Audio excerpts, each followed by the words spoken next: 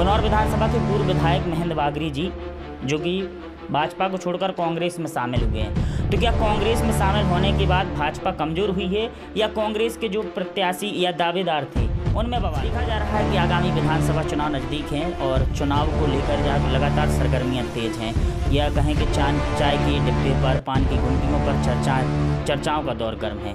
भाजपा सरकार ने कॉपी किया है और कमलनाथ जी ने तो कहा हमारे विधायक निर्वाचित हुए थे वो इस बार भी अमानगंज क्षेत्र सहित पूरी विधानसभा में कांग्रेस का परचम ले। इस बार आप देखना कि कांग्रेस लगभग 10,000 से ऊपर मतों से, मैं 10,000 कम बोल रहा हूं, लेकिन 10,000 के ऊपर मतों से जीतेगी और प्रदेश में पूर्ण बहुमत की सरकार हमारी, लगभग 150 प्लस सरकार हमारी स्थापित होगी। आप गारंटी के साथ मैं आपको ये बोल रहा हूँ। गुनौर विधानसभा से डॉक्टर राजेश वर्मा को विधानसभा का भाजपा ने प्रत्याशी बनाया है, तो ऐसे में ये एक नाम आप बता दीजिए कि कौन सा है जो प्रत्याशी टक्कर दे सकता है। कहीं ना कहीं भाजपा का ये दावा है कि उन्होंने प्रत्याशी को चुनने के बाद मजबूत स्थिति में है आज।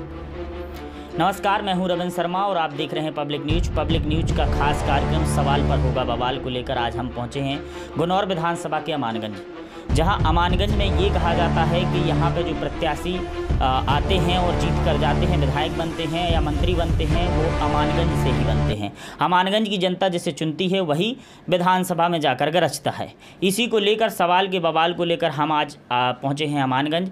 नगर परिषद उपाध्यक्ष हैं सौरभ दुबे जी हमारे साथ और कांग्रेस पार्टी के जिला प्रवक्ता जी भी हैं, जिनसे हम बात करेंगे। और सवाल के बवाल में पहला सवाल जो बवाल को लेकर, गुनौर विधानसभा के पूर्व विधायक महेंद्र बागरी जी, जो कि भाजपा को छोड़कर कांग्रेस में शामिल हुए हैं, तो क्या कांग्रेस में शामिल होने के बाद भाजपा कमज़ोर हुई है या कांग्रेस के जो प्रत्याशी या दावेदार थे उनमें बवाल मचा है? पहले तो आपके दर्शकों को राम राम। कोई बवाल नहीं हुआ है और कांग्रेस पार्टी में के प्रत्याशियों को जो हमारे हैं टिकट मांग रहे हैं सभी एकजुट हैं और कांग्रेस जिसको भी प्रत्याशी बनाएगी सभी मिलकर के कांग्रेस का काम करेंगे। और महेंद्र बागरी जी हमारी पार्टी में आए हैं, उनका बहुत बहुत स्वागत कांग्रेस कार्यकर्ताओं ने किया है और निश्चित रूप से कांग्रेस कार्यकर्ताओं में एक ऊर्जा का संचार हुआ है। देखा जा रहा है कि आगामी विधानसभा चुनाव नज़दीक हैं और चुनाव को लेकर लगातार सरगर्मियां तेज हैं, या कहें कि चाय के डिब्बे पर, पान की घुमटियों पर चर्चाओं का दौर गर्म है और भारतीय जनता पार्टी ने अपने प्रत्याशी को मैदान में उतार दिया है। हालांकि कांग्रेस का भी प्रत्याशी घोषित नहीं हुआ है। लगातार तमाम दावे किए जा रहे हैं कि तमाम प्रत्याशी हैं और जो टिकट की दावेदार भी हैं, जो टिकट के लिए दावेदारी कर रहे हैं। तो ऐसे में क्या माना जाए, किसे यहाँ से टिकट दी जा सकती है या इसके लिए कुछ ऊपर से सर्वे वगैरह में क्या नाम सामने क्या है? कांग्रेस ने अपने सर्वे करा चुकी है और हमारे संगठन के लोगों से फीडबैक भी कांग्रेस पार्टी ले चुकी है और माननीय कमलनाथ जी जब सही समय आएगा तो निश्चित रूप से कांग्रेस का प्रत्याशी घोषित होगा। वो अभी तो प्रत्येक कार्यकर्ता कांग्रेस का प्रत्याशी है जो कांग्रेस की बात जनता तक पहुंचा रहा है। देखा जा रहा है विधानसभा चुनाव में कहीं ना कहीं मुख्यमंत्री लाडली बहना योजना का बड़ा इफेक्ट सामने आने वाला है, या ये कहें कि लाडली बहना योजना को लेकर भाजपा ने मतदाताओं को साधने का काम किया है। महिलाएं हैं, जो बहनें हैं, वो भाजपा की ओर रुख कर रही हैं। ऐसे में कांग्रेस को आगामी चुनाव को लेकर कैसे क्या देखिए, जो भाजपा की लाडली बहना योजना है, हमारी नारी सम्मान योजना हमारी कर्नाटक में कांग्रेस की सरकार ने वचन दिया था और हमारी कर्नाटक में उससे पहले 2,000 रुपये महीना सरकार दे रही है और ये तो कॉपी किया है, भाजपा सरकार ने कॉपी किया है। और कमलनाथ जी ने तो कहा है कि नारी सम्मान योजना जो कांग्रेस की है उसके तहत 1,500 रुपये प्रत्येक महिला को हम देंगे, हमारी सरकार बनेगी।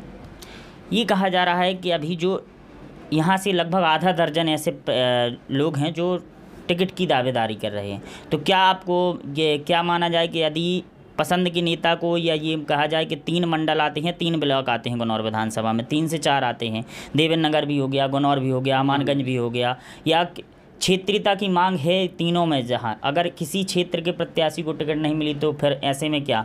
बिल्कुल, हमारी गुनौर विधानसभा से ही कांग्रेस का प्रत्याशी होगा। हम बाहरी या दूसरी विधानसभा का प्रत्याशी इस विधानसभा में नहीं उतारेंगे, ये तो बात लगभग तय है।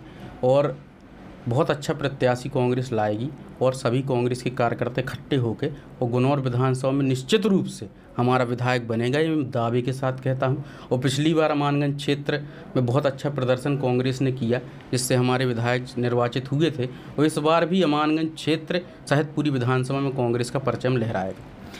देखा जा रहा है कि काफ़ी कम अंतर से कांग्रेस ने यहाँ जीत हासिल की थी, और इसको लेकर ये भी कहा जाता है, या विधानसभा चुनाव जीतने के बाद प्रदेश में सरकार बनाने के बाद भाजपा का ये कहना था, या भाजपा के पदाधिकारियों का ये कहना था कि प्रदेश में मत जो पड़े हैं उनमें भाजपा को अधिक मत मिले हैं, सीटें कांग्रेस की ज़्यादा आई हैं। तो और काफ़ी कम अंतर से भी गुनौर विधानसभा में कांग्रेस के प्रत्याशी जीत कर आए थे, शिवदयाल बागरी जी। तो क्या इस बार कितना अंतर रहेगा? नहीं तो कांग्रेस के प्रत्याशी जीत कर आए थे, और इससे पहले का 13 का रिजल्ट आप देखिए, जब कांग्रेस 1100 से हमारी लगभग हार हुई थी।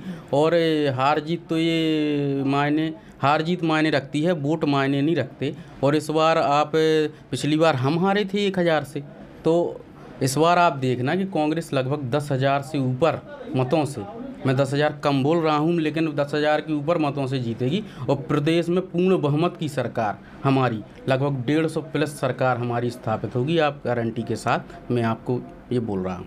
गुनौर विधानसभा से डॉक्टर राजेश वर्मा को विधानसभा का भाजपा ने प्रत्याशी बनाया है, तो ऐसे में ये एक नाम आप बता दीजिए कि कौन सा है जो प्रत्याशी टक्कर दे सकता है। कहीं ना कहीं भाजपा का ये दावा है कि उन्होंने प्रत्याशी को चुनने के बाद मजबूत स्थिति में है। आज किस देखिए, हमारा कांग्रेस संगठन ही प्रत्याशी है, और कांग्रेस का एक एक कार्यकर्ता प्रत्याशी है, और हमारे में सर्वे के तहत कांग्रेस टिकट देगी। जो भी कार्यकर्ता हमारा चुनाव जीतने में सक्षम है और चुनाव जीत सकता है, उसको टिकट मिलेगी, और हम सब उसका समर्थन करेंगे।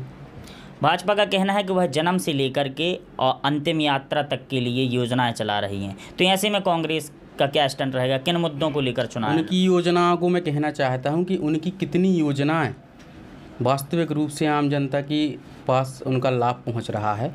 उनकी से बहुत सी योजनाएं बंद पड़ी हुई हैं, और लाडली बहना जब से उनने चालू की है, तो उसके आने के बाद कितनी योजनाएं उनकी केवल नाम की बची हैं और काम की नहीं बची हैं, वो भी आप लोग सर्वे कर लें, और फिर वास्तविक रूप से पता चल जाएगा कि उनकी कितनी योजनाएं हैं जो ज़मीन स्तर पर हैं, और कितनी योजनाएं हवा आई हैं।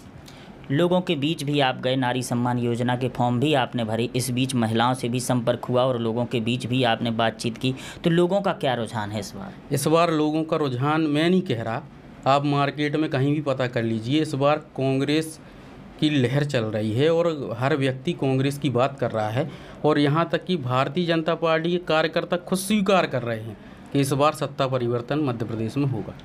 प्रदेश में कितनी सीटें आएंगी? प्रदेश में हमारी लगभग 155-160 के करीब सीट हमारी आएगी, 150 प्लस रहेगी।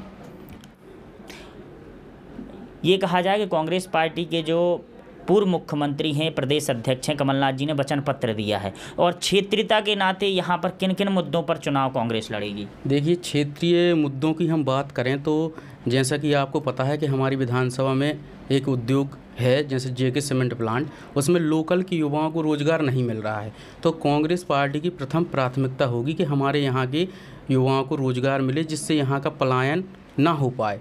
और दूसरा, जो मुख्यमंत्री शिवराज सिंह चौहान ने सिविल अस्पताल की घोषणा की थी, लेकिन आज दिनांक तक नहीं पूरी हुई है। अगर कांग्रेस सरकार आती है तो अमानगंज को सिविल अस्पताल का दर्जा हम दिलवाएंगे। और अमानगंज का जो सबसे बड़ी समस्या है, अमानगंज नगर में ट्रैफिक की समस्या बहुत रहती है, तो ये बाईपास जो अधूरा पड़ा है, इसके लिए भी हम पूरा प्रयास करेंगे जल्द से जल्द बाईपास का बने।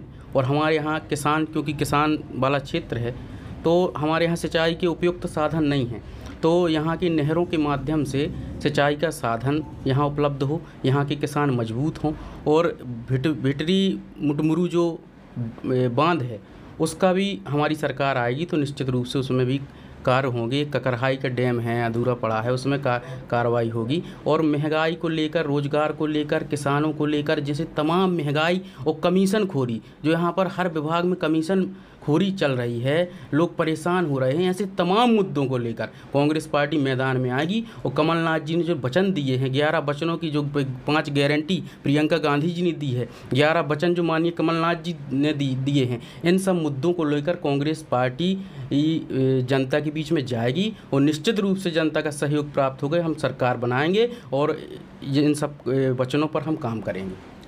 धन्यवाद।